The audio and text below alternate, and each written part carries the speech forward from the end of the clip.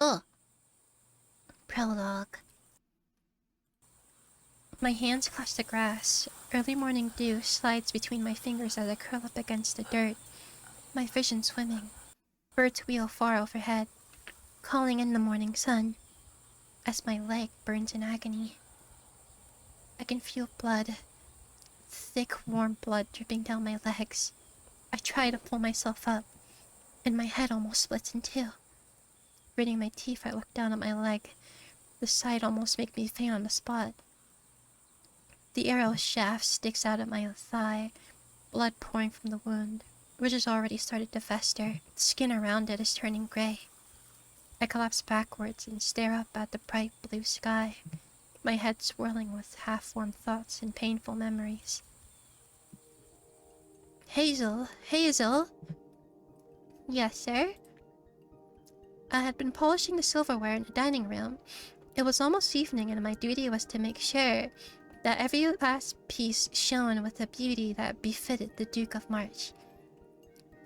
I have seen him many times staring at his own face in the reflection of his spoon, tweaking his mustache or hair. Make sure you finish early today. The, master wants to see you tonight. Yes, sir. I continued to polish, almost oblivious to the world, when I overheard some gossip between the two other maids. Pretty-ass art! Oh my god! Anders live TD? Crazy. Did you hear? There's a witch living in the nearby woods. A witch? Really? It's true. Last I went around to the village, they were all talking about her. Seems like she's been up to nasty business lately. Well, I never. A witch in our neck of the woods? They say that she gives you 3 impossible tasks, and if you fail even one, she curses you to live forever as a toad. And what if you succeed? Well, and this is only a rumor, mind you, but they say she can grant you any wish your heart desires. I suppose that's how it all started. I cough and my whole body shudders. In the distance I can hear the baying of hounds. Then a rustling nearby, and a familiar silhouette appears in view. The man leans over me, flanked by 2 guards wielding crossbows. Hazel, dear, what did I tell you? You'll never get away from me. I ignore him, trying to look past his head, and at the bright blue sky. I can see the sparrows, perched on the branches overhead, chirping relentlessly. Now if you just agree to come back quietly, I won't have to kill you. I can call for a doctor back at the castle. You might never walk again, but you'll live. What do you say? Damn you. The words are too much of an exertion, and I start to cough and sputter, my whole body shuddering in pain. No, that's no way to treat your master, is it? I say nothing. I can almost feel my skin melting away, melding with the dirt, my bones sinking beneath it. Today is a good day to die. You leave me no choice. Reingold. One of the guards perk up, excitement clear on his face, young, fresh face, decently muscled. I had fancied him once when I arrived at the castle. Now it feels like a lifetime ago. Yes, sir. Make it a clean shot through the neck, alright? I don't want her to suffer too much. She did me good service after all. A branch snaps somewhere in the distance, and he suddenly turns around. Halt! Who goes there? Sir, I could ask the same of you. These are my woods. Sir? I do apologize if we've intruded on your land. As you could see, I was hunting an escaped servant with my men. Now that we've caught her, we'll be on our way. An escaped servant? Not a prisoner? What right do you have to take her life? Sir! Not now, boy. As to you, who exactly do you think you are? This may be your land, but I am the Duke of this province. Why should I have to... Sir! What? That's the witch! Ah! I can faintly hear screams and running, but I pay it little mind. My vision starts to blur and my ears start to ring as the world fades away around me. I wonder idly if I'll be reborn as a sparrow. Perhaps a worm would be more befitting of my station. With that outfit? Hell no, bruh. Then a silhouette. An unfamiliar one. Kneels down before me. Oh, you poor, poor thing. The last thing I hear as the world fades away is her voice. Don't worry. You're safe now.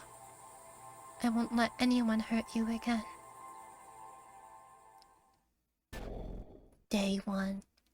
Okay, I might as well go ahead and say I found this on Instagram. Why is the quality suddenly so shit? What happened? I can't see, bro. Hello? Is this 9? No? What? What the fuck? Okay. We get in there? There we go. There we go. Now we're looking good. Okay.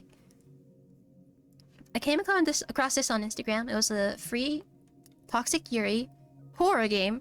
I was like, shit, okay. I'll play it.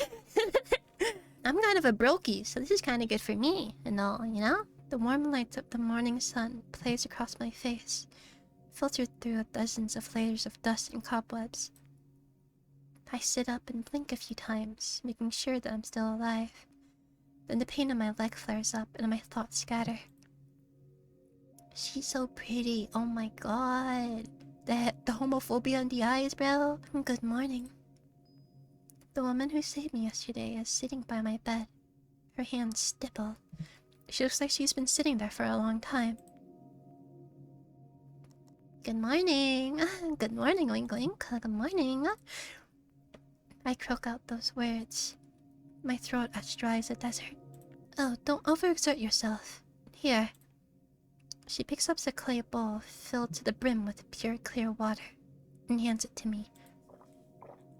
I gulp it down greedily, letting the water spill from the corner of my mouth and down my cheeks. I was starting to worry you might never wake up. I lean forwards to return the bowl, but as I shift my wounded leg, it erupts in red-hot pain. In what feels like slow motion, I watch as my bowl tumbles from my hands and crashes against the floor, where it shatters into 1,000 pieces. I'm sorry, I'm so sorry, I didn't mean to. But my words trail off. The woman had barely reacted to the noise. She hadn't even flinched. It's alright. I have more bowls. More importantly, how's your leg doing?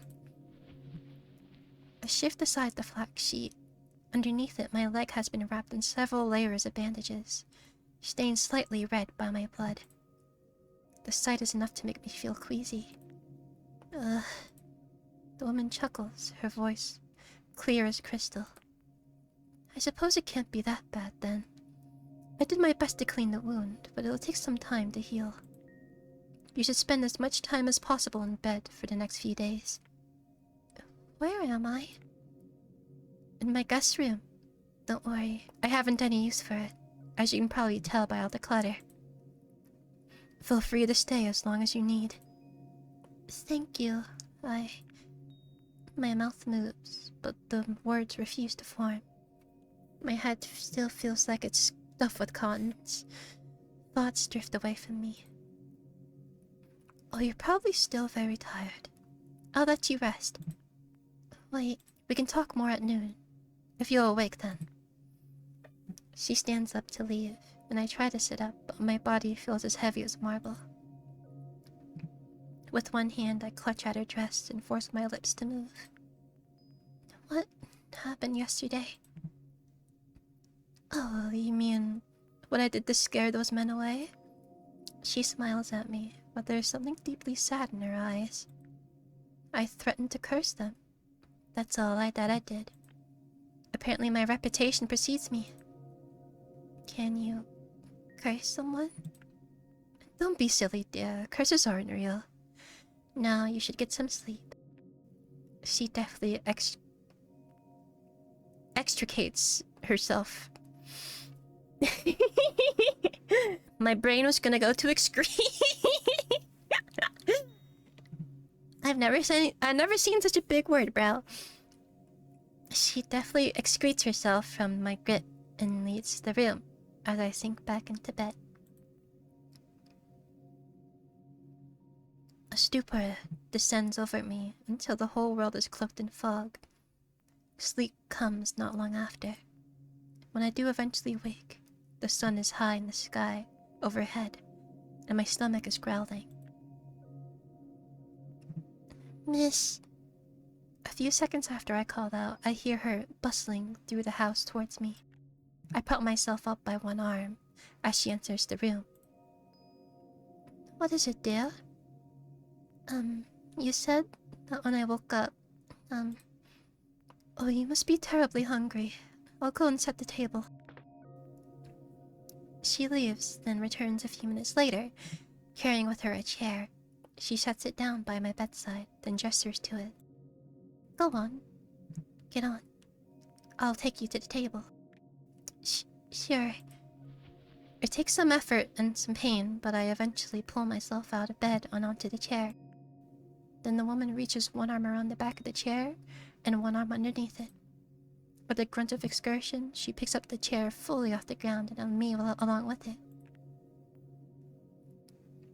As she carries me along, barely even slowing her stride, I am reminded of some of my earliest memories. I almost feel like a little girl again, being carried along by my mother. The experience is a bit uncomfortable, but at the same time somewhat reassuring. Eventually, she sets me down at the table and takes her seat across from me. Dig in? Thank you. A simple meal has been set out on the table. A loaf of bread, a chunk of cheese, and a pitcher of milk. Is this really the slop that they that they always have in medieval times? Do you have a name? Hazel. I take a few bites of cheese, savoring its sharp tang. It's lovely to meet you, Hazel. I'm Mary. If I may, please go ahead. You don't have to watch your words around me. Why did you ask if I had a name? I've treated a few girls in situations like yours before. Not many of them were given the luxury. She settles back in her chair, and I swear I hear a faint click. That Duke, if I could curse people, he would be the first on the list. I feel myself seize up for a moment, and a knife falls from my grip, clattering against the table. I'm sorry. I snatch the knife and return to my meal, eating carefully as to make little noise as possible. Mary watches me for a little, then lets out a tired sigh. You don't have anything to apologize for, girl. It hurts my heart to see you so scared. Well, even if you say that, I would still rather... Mary reaches out across the table and places her hand on mine. I recoil from her touch at first, but she doesn't take it any further. Her skin feels smooth and cool to the touch, like glass or ceramic, only softer. I heard a click, and her skin is smooth and cool. She might be like a doll or a puppet, something like that. I give you permission to be loud, to be rude, to be obstructive. You don't have to be scared of being yourself around me, okay? Thank you. Good. I do, however, have a few requests, and I ask you follow during your time here. I unconsciously brace myself. Please never enter my workroom while I'm working. I spend a lot of time working with dangerous substances and sharp tools. A small distraction from you could mean serious injury for me, okay? I nod. Well, I always lock the door, so you don't have to worry too much about that. But even if the door is locked, please make sure to call out first, okay? Yes, miss. Please, you don't have to call me miss. I'm not that old. Sorry. It's alright. Now, as to the other request. Her hand moves again, and our fingers interlink, clasp together. You're free to leave whenever you wish, of course, but please don't do so without telling me first. I would be so worried that something may have happened to you. Of course. Mary pulls her hand from mine and clasps her hands together. Look at that smile. Great. Isn't it nice to have that all sorted out? Silence settles between us for a while as I return to my meal, Mary watching on happily. If you don't mind me asking, you mentioned your work. What sort of work is it? Oh, it's nothing that impressive. I make medicines, remedies, policies, that sort of thing. I usually go down to the village once a week to trade them for food and supplies. That cheese you're eating was a gift from the old man Jenkins for curing his son's fever. And that village, how far is it away, exactly? Mary smiles at me again, but it seems hollower this time. If you're worried about someone finding you here, don't be. I haven't had a single visitor in 10 years. I'm sorry, but you just don't know the Duke like I do. If he wants to find me, then nothing will stop him. Even the gates of hell. Mary rests one hand on my shoulder and stares straight into my eyes. If he does come here, I'll deal with him myself. After all, you saw how scared of me his men were. They wouldn't even dare to come near this house, even if they knew you were here. I suppose. Still not entirely convinced, I continue eating in silence until I hear a noise coming from underneath the table. I crane my neck to peer at the floor and see a furry black silhouette brush past my legs, purring softly. You have a cat? Oh no, I don't have Helena. She just likes this house. She's a proper wild cat. Mila reaches under the table and I hear a happy purr. See? I chuckle and continue eating, until I finish my meal. A few times I wonder why Mary hasn't eaten a single bite in this entire time she's been sitting with me. The question seems too rude to ask out loud. Once I'm done, Mary stands up, her dress billowing around her rigged form. So, how was the meal? It was incredible. I love bread and cheese. I've never had such a wonderful meal before. You... Mary looks away bashfully. You don't have to pretend for my sake, you know. I meant it. Oh, you. Unfortunately, I do have an appointment I need to attend to today. I'll only be gone for a few hours, though, so don't worry. You want me to move you back to your bedroom? Oh, no. I'm alright here. Alright, your leg should be mostly healed by now, but don't overdo it, okay? I wish I could do a proper deeper voice, bro. Mary bustles through the house for a little while, gathering up items into a satchel, and then she steps out of the door, and I am completely alone. For some time I sit at the table, enjoying the feeling of the sun on my face, taking occasional sips of the leftover milk. Eventually, though, I grow tired of waiting for something to happen, and ease myself slowly onto my feet. I have to lean on furniture to keep myself steady, but I am able to move on my own. The house only has a few rooms. The main room, a small kitchen, my bedroom, and another bedroom, presumably Mary's. I resist the urge to collapse onto her plush double bed. At the back of the main room is a thick wooden door, cut from the gnarled wood of an aged tree. It's an imposing sight. I push the door open and step into the room, curiosity overtaking me, surrounded by so many fascinating sights. How could I resist?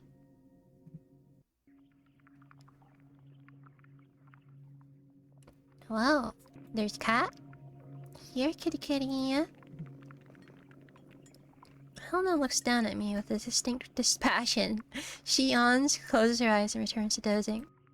Tragic, bro. They're not a fan of us. I wonder if Mary has a garden. If she does, I'd quite like to see it. Mary did say a lot of substances she worked with were dangerous, or she probably couldn't get any closer to those. They are such wonderful colors, though. They got hooks, they got... Leaning against the table is a rolled-up canvas, covered in several layers of dust. I pull it out and unfurl it to reveal a painting, worn and cracked with age. The painting is a portrait of a young woman, sitting in a field of daffodils, a flower crown woven above her head. Between the bright sun, the intricate detail of the flowers, and a joyful expression on a woman's face, it's obvious that this was painted with love, that bordered on reverence. It's beautiful. Ooh.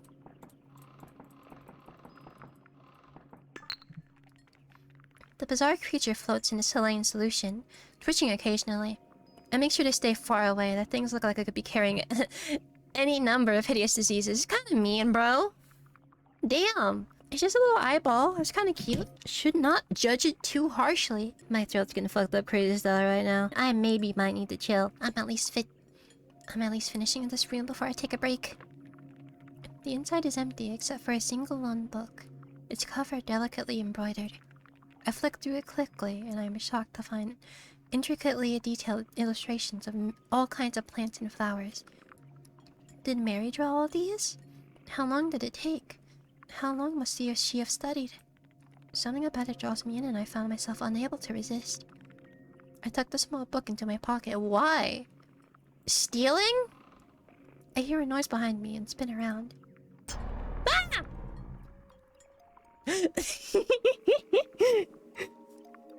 Enjoying yourself? I'm sorry, I didn't mean to... I stammer out an apology, but she brushes it aside with a loose wave of her hand. No, it's fine. I just wasn't expecting you to be so interested in the alchemical arts. Tell you what, why don't I show you around properly sometime? Well, I don't want to be a bother. No, I'd be happy to do it. But for now, I'd like to get some work done, if that's alright. I thought you had an engagement. Mary strides across the room towards me. It's only now that I really notice how tall she is. I'm sorry, I should have asked for permission first.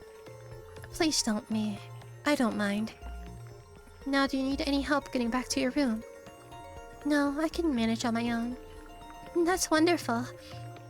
I give her a hurried nod and pace out of the room. I move as carefully as I can to make sure she doesn't see the small gray book I have held by my side. She gonna notice it's gone, bro. It's the only book in there. For some reason, I just couldn't bring myself to let go of it. God, she's so pretty. Oh my god. That night, the small gray book I took from Mary's cupboard turns out to be far more engrossing than I had expected. I stay up reading through it until the sky outside starts getting dark. According to the signature on the first page, this book is a collection of Mary's own notes. A lot of it's completely indecipherable to me, notes written in shorthand or in code, elaborate recipes with no mention as to what they create. All the same, I find myself eagerly flicking through detailed diagrams of flowers and descriptions of strange and fascinating ingredients. Several of the passages are written in diary format, and one section that catches my attention in particular begins about halfway through the notebook. As Marquis Elera once wrote, despite the seemingly endless advance of alchemical principles, a strong heart invariably trumps best practices. It is something I have observed several times during my work as a doctor. Patients who strongly wish to recover and have a clear picture of what recovery will look like for them will often recover twice as fast as those who don't. I have even seen people slip from this mortal coil with no cause other than emotional fatigue. The heart has power over the body's shell. All potions and rituals I have discovered have a specific targeted effect, usually based on the properties of the ingredient. What if I were to develop a concoction that could properly harness the potential of the mind's power over the body, that could allow someone to reshape their form as they wish? It would be akin to a discovery of an organic philosopher's stone. It sounds absurd, I know, but I stand at the precipice of centuries of discovery in alchemical arts. The sages in their gleaming towers have made their voices clear. Biology alchemy is the realm of madmen. The practice is meant for transmutation and industry and nothing more. But they have no eyes on the ground. What they don't know won't hurt them. I turn the page and see what looks like a recipe. A dozen ingredients measured to exact amounts. Beneath them all, 3 words are written in calm, forceful handwriting. Result: nausea, failure. I turn the page again and find another recipe, even longer, and another result. Reddening of eyes, failure. I flip through the notebook, past dozens of recipes, each more complicated than the last. Heartburn, failure. Temporary paralysis, failure. Mental degradation, failure. Loss of eyesight, failure. Loss of motor control, failure. As I continue, the recipe starts to get shorter again, less precise. The handwriting shakier. Entire pages have been dedicated to elaborate rants, or covered in ink, or ripped right out of the notebook. Eventually I find it, the last recipe. All following procedure must be done during the night of the half-moon, or the day directly following it.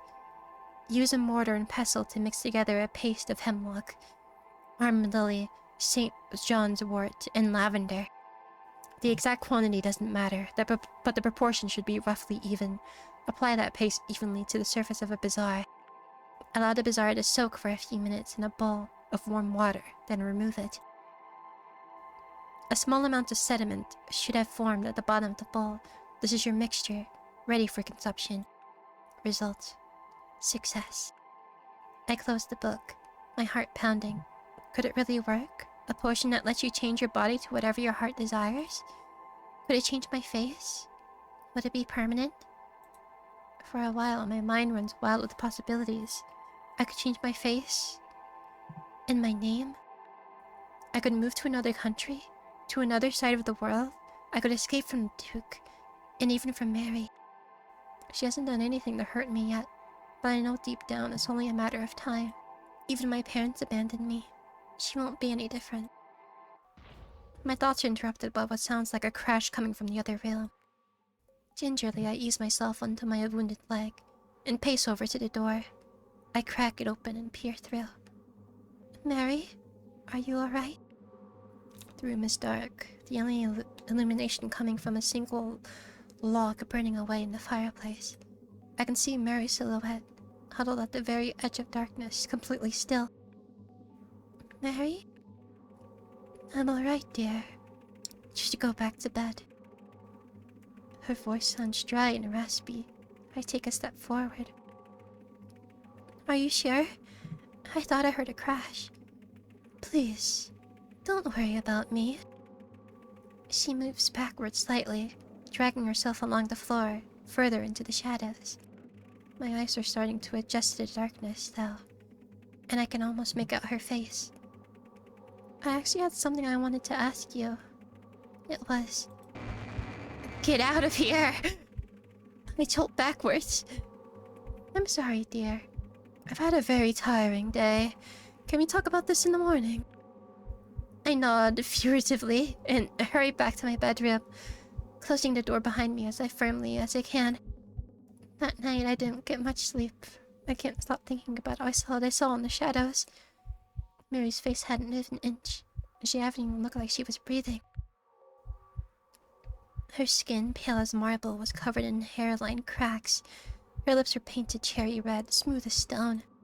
And her eyes were empty, gaping holes. Day 2. You know, I didn't think a visual novel would be like kind of scary. But you know, it kind of slightly gave me the chills. A little bit. A little bit. Not long after I woke up, Mary dragged me out on a walk through the forest, saying she needed help gathering ingredients. My leg still feels weak, but underneath the shining sun, between the rustling trees, the events of last night are starting to feel like nothing more than a bad dream. Not much further now. A fly buzzes past my face and I flinch reflexively. It drifts lazily onto Mary's shoulder, where it perches. She pays it no mind. Sometimes traders do stop by the village, but I get most of my potion ingredients from this forest. Nature is amazing, isn't it? That being said, this area is home to more than a dozen lethally poisonous species of mushroom. Don't trust anything suspicious without checking with me first, got it? Yes, ma'am. I thought I told you to stop with that. Ah, here we are. She steps forward into a clearing and I follow a step behind. Patchwork beams of sunlight shine down, filtered through a thick layer of trees. The grass is bright and soft. Birds flutter overhead, hopping between branches. A small brook snakes around the edge of the clearing, bubbling with clear, fresh water. It's beautiful. I'm glad to see you appreciate it. I wanted to apologize for yesterday.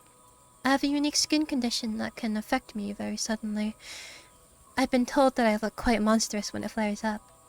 I didn't want you to think less of me, so I tried to hide it myself from you. But as you can see, I'm alright now. It's a very temporary thing. I do look at her properly. Her skin is clear and healthy, her eyes full of life. If anything, she looks much healthier than she did yesterday. Anyway, none of that really matters. I shouldn't have shouted at you. I'm sorry. I let myself collapse onto the grass, succumbing to the exhaustion of my legs, and then look up at Mary. It's alright.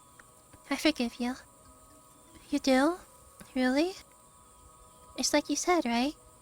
You don't have to be scared of being yourself around me. It's not fair if I'm the only one who gets a free pass. I'm sure you have your own struggles. Oh, Hazel. She kneels down beside me and suddenly wraps me in an embrace. I freeze at first, then settle into her touch. Don't do it again, okay? I won't. She untangles herself from me and stands up, clasping her hands together. Now! She pulls a small pair of scissors and a pair of cloth gloves from her bag. Let's get to work, shall we?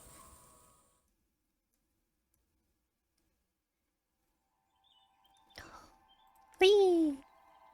Don't mind me, Dale. I'm just taking a break. She's so fucking pretty, though! The flowers are lovely this time of year, aren't they? Yes, they are. There's a very big one right here, you know? My rose is not good. It sucked. What about this one? The Orium Lily. There's a common ingredient in several remedies. Here, hold my bag. She hands me the bag, and my arms almost give out from the sudden weight. It feels like it's stuffed with metal plates. What does she keep in it? Still, I'm able to hold the bag open on the ground as Mary works her way through the patch of lilies, handing me the stalks to pack away. Eventually, I pack away the last of the stalks, and she takes the bag away from me, swinging it over her shoulder with one arm. And she's strong, too? Oh, a daffodil. Only one flower. I won't be able to do much with this. Can I have it? Why? It's just so pretty. Sure, here you go.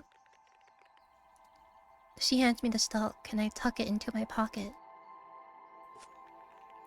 What about that mushroom? It looks poisonous.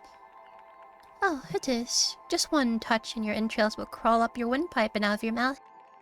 I've seen it happen only twice before. It's quite the sight. Oh. I shudder, my mind filling up with the gruesome images. You could have just said yes, you know. Sorry. Can we get it? I mean... I notice a patch of yellow flowers and move over to take a closer look, fascinated by the flower's intricate array of petals and stamens. These are pretty. They're useful too. St. John's wort. And that's wort. Wort. With an O, mind you. If you ever want to take up alchemy yourself, knowing the proper spellings will be essential. For a moment I am unsure of what to say.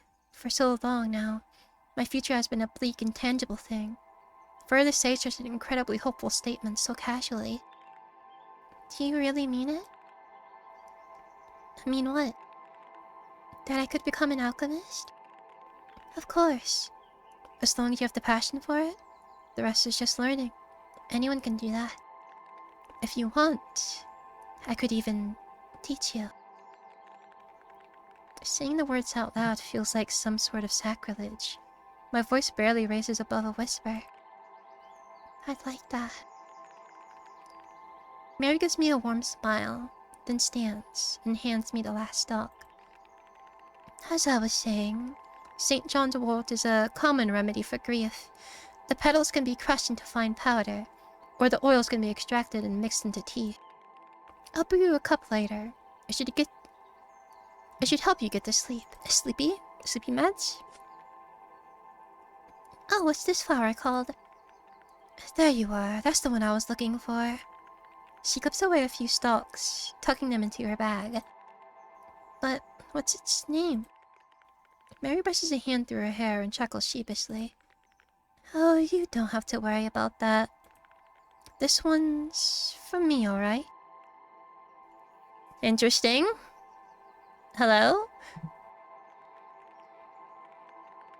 I was wondering if I can touch that flower, but maybe it's this flower so I can touch that one. What about that plant? Oh, that's hemlock, a highly poisonous plant. It should be fine to touch, but you should never eat it. Even a single flower would be enough to kill you. She leans forward with her scissors and cuts off a single stalk, tucking it into a small pouch. If diluted properly, the poison loses its lethality, making for a very strong paralytic agent? Paralytic agent. It's quite a relaxing experience, actually. Do you want to try? I do. I'm alright. No adventure in you, bruh. Come on. That should be enough for one day. Should we start heading home? Sure. The rest of my day passes in peaceful tranquility. I eat lunch with Mary, and then supper. We talk for a while about the weather, about the forest, about the village. I end the day with a cup of bitter tea and a calm, restful sleep, unplagued by nightmares. For a moment I feel at peace, but only for a moment. Day 3. Only for a moment. When I finally awake, the sun is already high in the sky, and when I gather the energy to leave my bedroom, I find the house completely empty. A note has been left on the table, written in careful, elegant writing. Sorry, but I'll be gone for most of the day. I've left some bread and cheese on the table if you get hungry. I'll be back by the evening. M. I decided to take the opportunity to explore some of the area around Mary's house. The house is surrounded by a thick forest and seems to be hidden far away from civilization. Despite that, it doesn't take long until I find a coarse dirt road staking through the trees. I pick a direction on a whim and start to walk. Why are you going this far? I don't think you should go this far. But you know, do what you want, I guess. After a while, I spot chimney smoke curling above the treetops, and I soon... After a while, I spot chimney smoke curling above the treetops, and soon after I come to the edge of the forest. Vast fields of yellow wheat stretch out before me, the road cutting right through them. And along the road is a village, dozens of houses clustered around the large, open town square. I continue on, passing by several farmers working away in the fields, until I reach it. I'm telling you, the danger has afflicted this region. A perverse wickedness that hides its fangs and claws. A wickedness that whispers sweet promises into your ear, that threatens to tarnish his kingdom's very soul. A man stands at the edge of town square, a lion, coat of arms embezzled on his armor, holding up a poster and occasionally gesturing to it. A small crowd is gathered around him and is listening intently. Yes, this corruption's name is witchcraft. Beware its sinful appeal. Before those who practice it, those who would see the natural order overtaken. I step closer to get a proper look at the poster in his hand and freeze. The drawing on it is sketchy, but it clearly is a depiction of Mary. I shudder and turn away. The venerable and magnanimous? I don't know any big words, man. This is why I'm reading more. Duke of Heart is offering a reward to up to 30 silvers for this individual. Any individual who can provide information leading to their capture will earn this prize. Yes, I repeat, up to 30 silvers. That's not that much, though. You should say like 30 gold, though, you know? 30 gold. I tune him out. Various stalls have been set up throughout the square, and I meander over to one selling pies, my stomach rumbling. What let it be, dearie? One of the small ones, please. Here you go. I take the offered pie and take a bite out of it, savoring the sour meat feeling. The lady attending the stalls hold out one hand. That'd be 10 coppers, miss. Bro! Why'd the vendor even hand it? Without knowing that I have money. Oh, I suddenly realized I don't have a single coin to my name.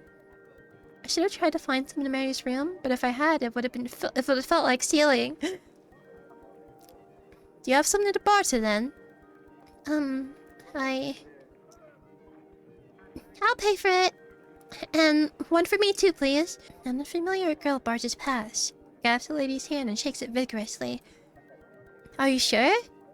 I've got money, don't I? Go on, then. Money changes hands, and the two of us walk away from the stall, pies in hand. Thank you. You didn't have to do that. I know. I don't even have a way to pay you back. That's okay, your presence is enough. That's when I realize it's still in my pocket. Yeah, sure, whatever, it's a daffodil. She kinda likes it though. Mary kinda likes it though. Just give it a daffodil. Wait, we might trail off on a different path, a different Yuri path. By giving the daffodil. Fuck! It's not much, but how about this? I pull out the daffodil stalk, careful not to crush it. The girl visibly lightens up. Oh, thank you! She holds the flower up to her nose and breathes it in, and then gives me a coy smile. This flower... Should I take it to mean something? What do you mean, bro? No! What do you mean? The girl looks disappointed. You're no fun. Come on, let's find somewhere to eat. We just ate a pie. We walk through the town for a while, looking for somewhere in the shade to sit and eat. Eventually we find it, and sit down together. What's your name? Adrienne. That's a lovely name. She makes a sour face. This is an awful name. It's so old-fashioned. It makes me sound like I should be locked up in a glass case, slowly gathering dust. What about you? Hazel. Hazel. Hazel. Hazel. She repeats my name a few times, as if trying out how it feels, then shrugs. It'll do. You're new around here, aren't you, Hazel? She takes a large bite out of her pie. Oh, they're just finding somewhere to eat. I thought they were finding another place to eat. I thought she was a... I thought she just loved food like that. I suppose. I thought so. I know I haven't seen you around here before, and I know I'd remember your face. You would? So what? Are you looking for work? Because I might be able to find something for you, if you're interested. I moved in with a relative who lives here. Ah, right. Are you gonna be here long term? Maybe. That man in the town square. What was he talking about? Why? Do you want to join the witch hunt? No, I was just wondering if you knew more about him. One of the Duke's men shouting about witchcraft as always. The whole town's up in arms about it now. Of course, we've known about the witches for ages, but we always thought she was harmless. Until the troubles began. What troubles? There's been a blight on the crops this year, and Billy, 2 doors down, got his leg taken off by a wild boar. Nancy lost her baby to a miscarriage, and old Ted lost 2 of his goats to a wolf attack. That's just the start of it, though. There's been so much bad luck in the air recently, people have been drowning in it. What? I've seen it. People in good health dying in their beds, choking to death on the very air. It's frightening. Oh. A calm silence settles over us as we eat. As soon as she's done, Adrienne jumps up suddenly. It was nice to meet you, Hazel. But I do have to get going. Oh. Okay. Will I see you again? Sure. Great. Adrienne runs off, leaving me to finish my pie in silence. Awkward ass Hazel. Eventually I finish eating and stand up, wiping crumbs off my clothes. I try to retrace my steps to the village's entrance. I must have gotten turned around at some point, because I take a wrong turn into an alley and then another, and I end up completely lost. I keep walking, but the further I walk, the more alien my surroundings seem. The alleyways get thinner and slowly darker. As the light is more constrained, the buildings become wood than stone. Turn back! At this point, turn back! What the fuck? Unless you just wash away completely, then... Shit. I'm... Retrace your steps, please.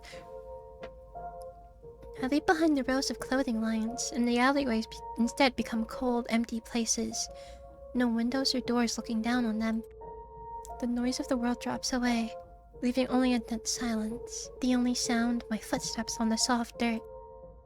Then, I reach a dead end, the point where all paths converge. A small ring of old-looking, worn-down stone houses. Standing out must be at the edge of the village. I am boxed in by stone walls, almost entirely deprived of sunlight.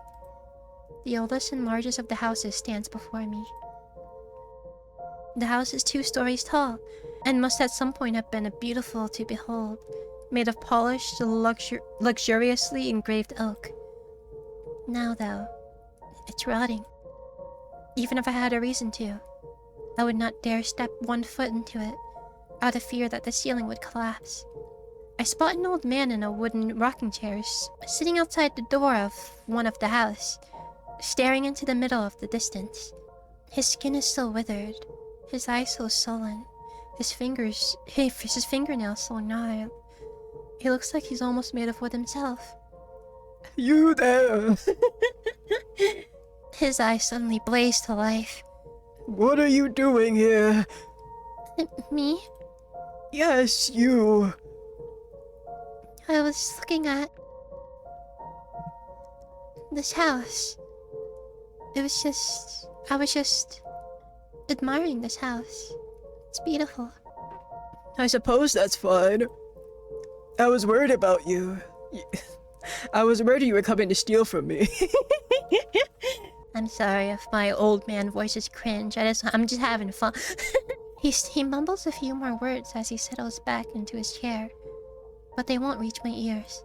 Do you know why no one lives in this house anymore? It's a shame to see it rotting away. Huh? I said, do you... Well, why do you think? Do you really think anyone would want to live in this old walled-off prison? Me, I couldn't move. My family's been here 10 generations. This is our family home, and I wouldn't abandon it come hell or high water. I thought I had something going. Now it's kind of gone. This doesn't feel great anymore. But even then... There you go. I didn't have my niece making deliveries every so often, even I wouldn't have moved. Ain't nothing to be done about it, really. This part of town is long dead. But someone must have lived here once, right? What happened? A serious look suddenly settles over the old man's face. Are you sure you want to hear the story? Because if I'm starting, I ain't stopping until it's done. It's an important story, and I don't get many chances to tell it these days. Go on. Hey, this story is old, almost as old as I am. It happened in my youth, back when this area was still breathed. A strange expression comes over him. A look of distant reverence, as if he's staring at a painting I can't quite see. See, this village seems young, but its bones are old. There've been houses on these hills for centuries, getting built, getting abandoned, rotting away. Their timber sinks beneath the dirt and becomes a foundation for the next. That's why we got such good ground for building on. Once, when the main road was long and winding, the heart of the village was here, and everything flowed through this point. Or that wouldn't last forever. Eventually, the road moved and people built away. This place became lost and forgotten. I remember hearing of some town far down the road being destroyed in the war. I remember that over time, that changed the very shape of the road. It had changed where people built. But you know, I never really believed in that. The people changed before the road did. The house you see there was built for a strange couple. Pale as ghosts, barely ever talked, but the money flowed out of their pockets seemed to have no end. People said that they were half royal, but no one could ever agree on which half. This shit's so ass, bro. And their son. He shuddered. It was like you could see the devil in his eyes. You would swear you could see him communing with them, staring off into space at nothing at all for minutes or hours at a time. Or when he talked to his dolls. There was one he was always dragging around with him, everywhere he went. It was a creepy little thing too, with its empty little smile, covered in cracks and fractures from being dragged across the cobbles. One day I found one of the thing's black eyes on my morning porridge. He shudders. I don't even want to imagine how it got there.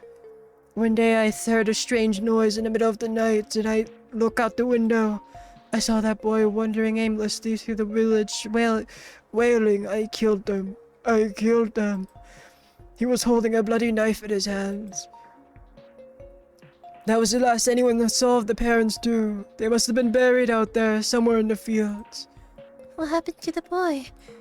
See, that's where things get messy. Nobody wanted to hang the kid. Nobody could bring themselves to let him starve either. Nobody wanted to take him in though. He must have gone through a dozen or more foster parents. And because he never stopped being trouble, I always saw him battered and bruised. I began to feel sorry for him, in all honesty. You can hardly blame a child for succumbing to devilment, can you? There were a few more deaths too. Always in suspicious circumstances, but never suspicious enough that the boy could take the blame. I suppose he'd gotten clever by then. Because the town almost tore himself apart trying to find the killer. And then one day, the boy was gone. He left a note behind saying that he'd gone to study in the city. "I've gone to change my fortune," he said. And that was the last I've ever saw of him. I'm speaking normally from now on. You can tell, can't you? Or, you know what? I could practice a granny voice. You can tell, can't you? There's no windows looking down on these back streets. Even the houses have turned their back on this place. On its curse, the old that was spilled here. Of course, nobody wanted to build here after that. But these good fields and good farming, so people just moved in a bit down the road and called it good enough. So, what did you think of my story? Is it true? The old man laughed, settling back in his chair. It's true because I remember it. Of course, it's hard to say how much of that means these days. His trail drifts off as his eyelids flicker, and he soon starts to snore. On my own again, and unsure of what to think, I quickly paced back the way I came. Thankfully, it wasn't long before I found myself in a village square, and from there, I just followed the road. Thank God nothing bad happened. I thought when she got lost, she was cooked. And it got dark, I thought it was cooked. It takes a few tries, but I eventually retrace my path through the forest and find myself outside of Mary's hut again. However, when I push the front door, I see her sitting at the table. Hazel, where were you? You know, wait. Theory already. One black eye. One empty eye. One eye in soup? In porridge soup? That was her eye. She's the doll. Boom. Boom. That's probably like the easiest inference to make. But you know. Oh, I was just looking at the garden. It's really pretty. You've gotten some beautiful flowers growing in it. It is, isn't it? I can show you around in more detail if you'd like.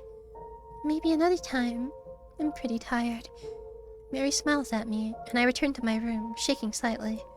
That night, I have pitiful dreams of fire and gallows, and bloody hands. Day 4. I wake up to the sound of birdsong, and to the reassuring presence of a hand resting upon my shoulder. Hazel, did you sleep well? What's going on there? Mary? Your face kind of cracked a little bit. Do you need to be mended? I nod, and Mary smiles back at me. That's lovely. I sit up in bed, brushing her hand aside gently. Did you want something? Well, I just thought that your hair is getting a little untidy. If you want, I could cut it for you. Sure. Wonderful. Just sit over here and I'll get started. Mary pulls out a pair of delicate silver scissors from her bag as I drag myself out of bed and into the chair. I take another closer look at Mary. She looks tired, and her skin somewhat pallid and cracked. She looks a lot less healthy than she did yesterday. Did she get any sleep? I slept just fine. Thank you for worrying about me, though. I wasn't... Well, maybe I was. Mary starts on my hair, snipping and shearing away at the loose ends, humming a pleasant tune as she works.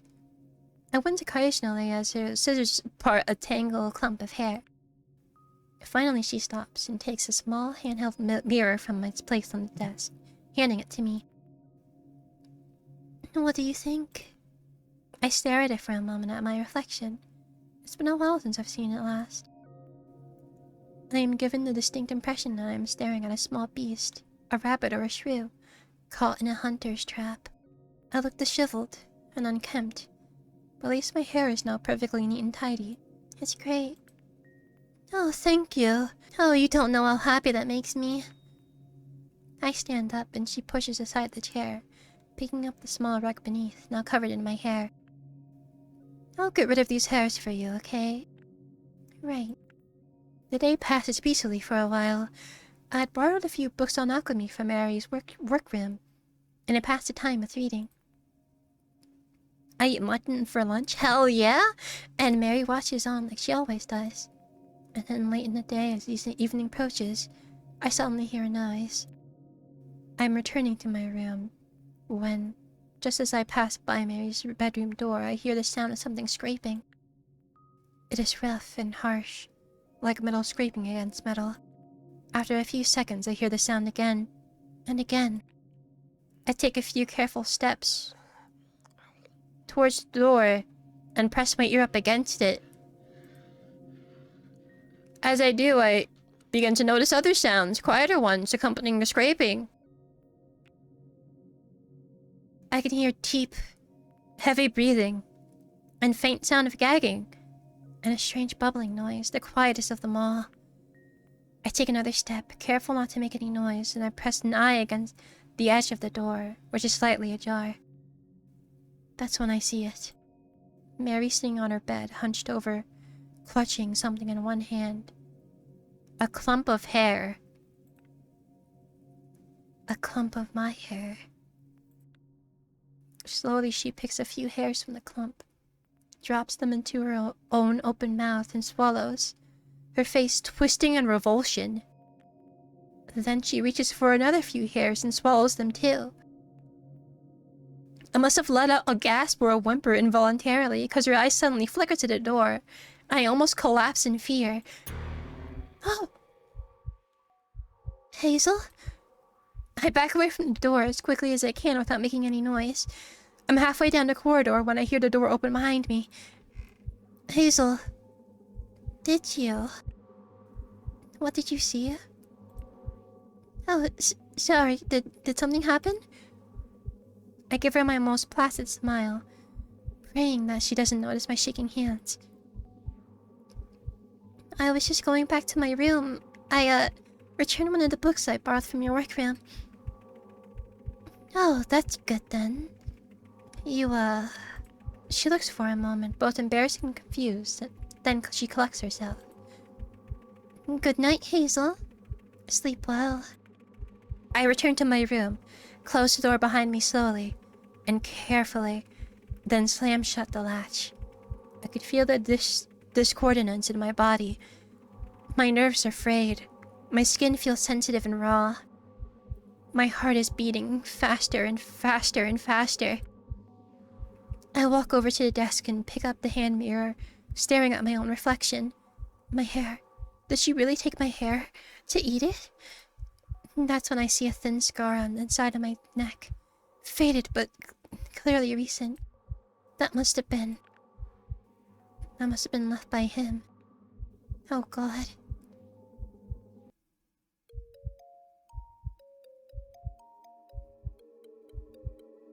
Yeah? Scraps of fabric tear free from my clothes and wrap around my body, binding around my neck, my arms until I can't even move. Chains wrap around my legs, heavy iron chains. I try to take a step backwards and almost fall. I cannot even move.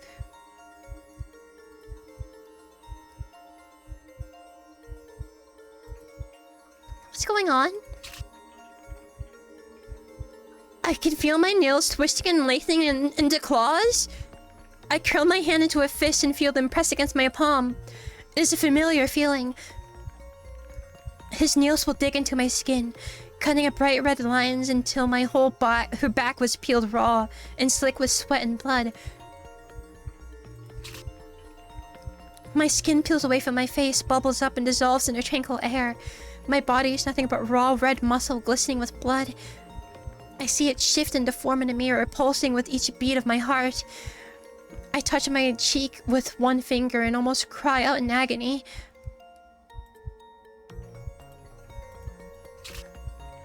My hair crawls along my scalp, bursting through my skin.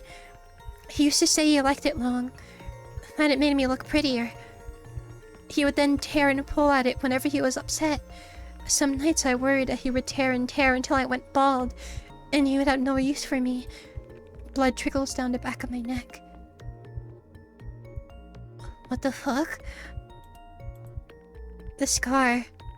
It curls along my neck like a snake. Its scales rippling in the faint light. That was when he...